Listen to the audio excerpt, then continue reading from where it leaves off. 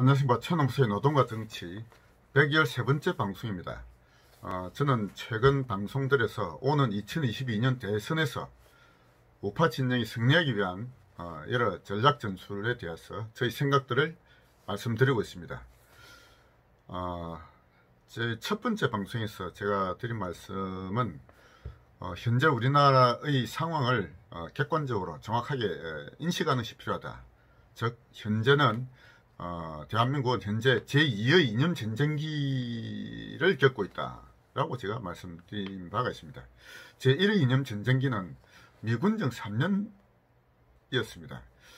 그 당시의 지배 권력은 미군이었죠. 그런데 지금의 지배 권력은 소위 조사파 정권이 지배를 하고 있습니다. 그에 따라서 오히려 그 제1의 이념 전쟁기보다 더 위험할 수도 있는 그런 시기다 라고 보고 있습니다. 이 이념 전쟁은 다시 말하면은 일종의 프레임 전쟁이기도 하고요. 이것은 역사 전쟁이다 라고 볼 수도 있습니다. 그리고 가치 전쟁이다 이렇게 볼 수도 있겠습니다. 소위 좌파는 그들을 스스로 민주화 세력이라고 하고 우파를 친일 세력이다 라고 그런 프레임을 씌우고 있습니다. 우파를 친일 세력이라 친일파라고 하는 것에 대해서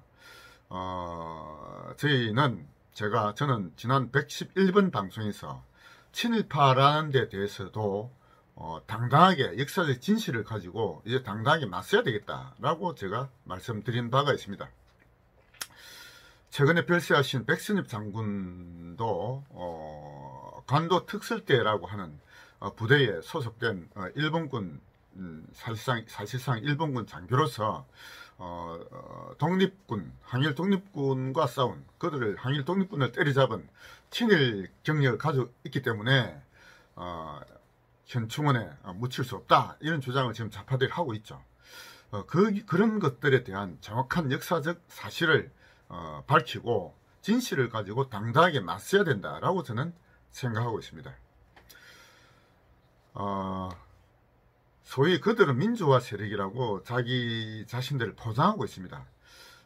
민주화 운동을 했다는 그들, 과연 그 정체가 무엇인지에 대해서도 지피지기면 백전불태라고 한 손자의 얘기를 금곡주로 삼아서 이 전쟁을 승리로 이끌기 위해서는 민주화 세력이라고 하는 그들의 정체도 정확하게 알아야 될 필요가 있다고 봅니다. 오늘의 방송의 주제는 소위 민주화 세력 그리고 민주주의에 대한 말씀을 드려보고자 합니다. 저는 지난 29번 방송에서 우리나라 운동권의 세 가지 갈래에 대한 말씀을 드렸습니다. 29부부터 계속 제가 방송들을 했었습니다.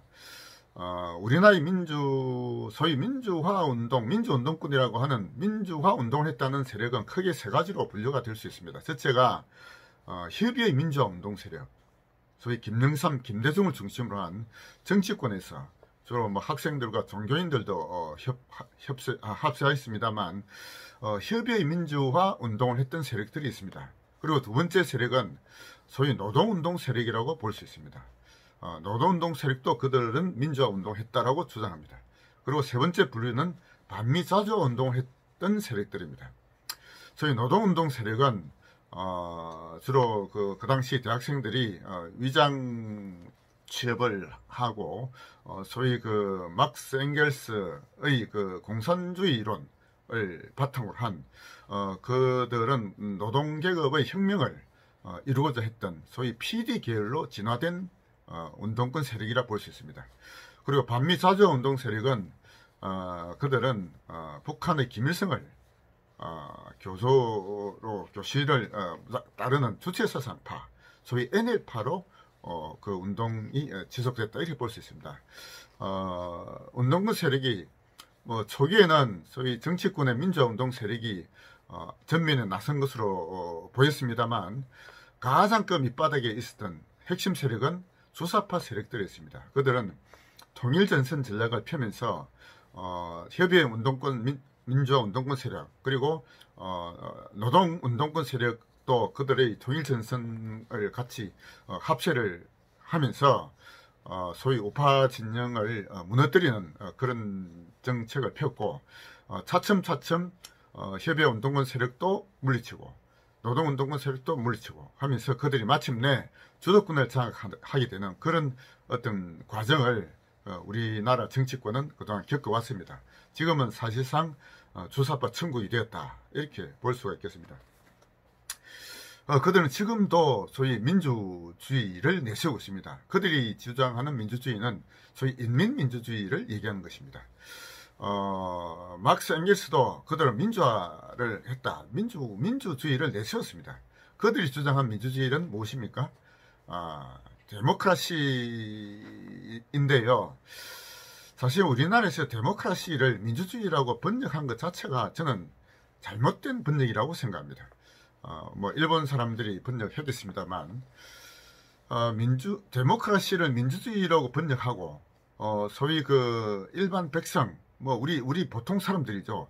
우리 보통 사람들이 주인 되는 그런 세상이니까 다수가 그 민주주의에 대해서 무작정 옳은 것으로 이렇게 받아들였던 것입니다. 따라서 민주화를 내세우면은 모든 것이 선하게 포장되어 왔던 것이죠. 그러나 거기에는 아주 그 위험한 요소가 내포되어 있었다고 봅니다. 따라서 민주화운동 혹은 민주주의에 대한 올바른 개념 정의부터 다시 제대로 해야 되겠다라고 생각합니다. 민주주의라고 하는 그 원어는 데모크라시이지 않습니까? 데모크라시를 민주주의라고 번역한 것이 처음부터 잘못되었다라고 저는 생각합니다. 데모크라시라는 것은 데모스 플러스 크라티아라고 하는 합성어인데요. 데모스는 다수의 대중을 뜻합니다. 그리고 크라티아는 지배를 뜻하는 것이죠. 권력을 가지는 것을 뜻합니다. 따라서 데모크라시라고 하면은 대중이 지배하는 이런 어떤 정치 형태를 가리키는 것이다 라고 봐야 됩니다. 우리 1인이 지배하는 것이 오토크라시거든요. 오토크라시, 전제정치 이렇게 번역하죠. 전제주의라고 번역하지 않습니다. 그리고 소수가 지배하는 것을 귀족정치라고 합니다. 아리스토크라시, 귀족정치라고 번역하지 이것을 귀족주의라고 번역하지 않습니다. 데모크라시는 대중이 지배하는 형태를 뜻합니다. 따라서 이것을 제대로 번역하려면 대중정치라고 번역해야 옳다고 봅니다. 이것을 민주주의라고, 주의라고 하면은 이즘이라고 하면서 마치 가치를 내포한 것처럼 되어 있는데 이것은 잘못된 번역입니다. 주의라고 하면 이즘이 붙어야 되는데, 예를 들어서 자유주의, 리버럴리즘, 사회주의, 소셜리즘, 공산주의, 커뮤니즘 이런 그 주의는 가치를 그 속에 내포한 것이죠. 그러나 민주주의라고 하는 데모크라시는 가치가 내포되어 있는 것이 아닙니다. 그것이 마치 가치가 내포되어 있는 그 주의로 번역한 것이 잘못된 것이죠. 따라서 저는 지금 데모크라시를 다시 원래의 뜻인 대중정치로 환원시켜야 된다라고 주장합니다. 그러니까 소위 좌파들은 그들은 민주화운동 했다고 하지만은 그들은 대중정치를 지향했던 것입니다. 그러나 어떻든 민주주의라는 말이 워낙 널리 퍼져 있는 말이기 때문에 이 민주주의에 대한 용어에 대한 정확한 어떤 그 개념 정의를 다시 해야 되겠다라고 봅니다. 다수가 지배하는 정치 형태가 민주주의, 대중정치라고 볼 수 있는데요. 이것의 형태는 두 가지가 있다. 첫째는 다수결을 그러니까 어떤 하나의 그 의견을 가지고 투표를 통해서 모든 사람 다수가 이렇게 선택한 것이 다수결이지 않습니까? 이 다수결을 어떤 지배 형태의 그 어떤 원천으로 삼는 이것이 일종의 대중정치죠. 그러나 그것은 아주 역사적으로 봐도 그렇고 아주 위험하고 잘못된 방향으로 이끌 가능성이 아주 컸던 것입니다. 다수의 지배, 인민의 지배라고 표현할 수 있는데요. 이 인민의 지배는 결국 다수결로 그 형태가 주어지는데, 이 대중을 다수결로 이끄는 어떤 특정 그 정치 집단이 있습니다. 그것이 소위 공산당에서는 당이 그것을 이끌었고, 소위 북한의 주체사상에서는 수령이 이끌었다고 봐야 됩니다. 소위 극좌파라고 할 수 있는 공산주의나 극우파라고 할 수 있는 나치즘, 파시즘도 다 다수 대중정치를 그 근간으로 했던 것입니다. 따라서 이 다수 대중정치는 그것이 하나의 당이나 혹은 하나의 그 지배자에 의해서 소수 정치, 아리스토크라시나 전제정치, 오토크라시로 될 확률이 매우 높은 것입니다. 그것이 역사적으로 나치즘, 파시즘 그리고 공산주의들이 다 그런 전철을 겪었던 것입니다. 그런데 이 민주주의의 또 다른 형태는 다수결이라 하더라도 이 다수가 집단지성을 어떤 원천으로 하는 다수결이 되어야 된다라고 하는 하나의 또 다른 형태가 있다 봅니다. 집단지성이라는 것이 과연 무엇이냐? 다수결이 집단지성이냐? 저는 아니라고 봅니다. 그러니까 하나의 예를 들어서 이런 예를 이렇게 들어보겠습니다. 객관식 문제로 1, 2, 3, 4, 1, 2, 3, 4라는 답이 어떤 그 문항에 대한 답이 1, 2, 3, 4로 주어져 있는데 다수가 찍은 답이 과연 정답이냐?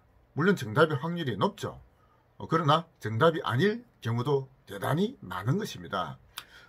쉬운 문제를 보면은 뭐 다수가 찍은 답이 정답인 확률이 높습니다만 어떤 어려운 문제에 봉착하면은 다수가 대부분 틀린 답을 내는 경우가 아주 많죠. 아주 소수의 사람이 정답을 찍는 경우가 아주 많습니다. 그것이 정답인 경우가 많죠.